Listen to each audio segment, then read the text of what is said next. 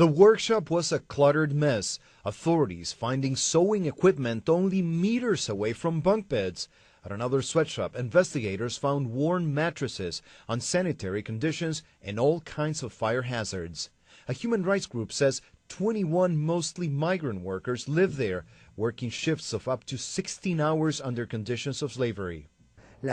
These images show these places were in a dreadful situation. There were loose cables, flammable materials, plenty of dust and overcrowding. They were really living there like animals. Gustavo Vera is the director of La Alameda, a human rights organization in Argentina dedicated to fighting modern-day slavery.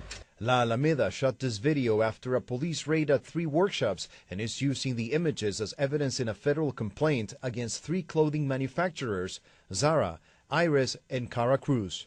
There's no evidence that the companies own or directly operate the workshops, but Vera says there's definitely a link. They found labels. They also found designs, which prove that all of these 3 workshops worked for Zara.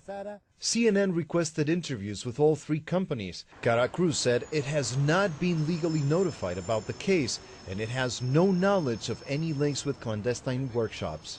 Iris and Zara have not returned our calls. Both Argentina and Spain are on holiday for Holy Week.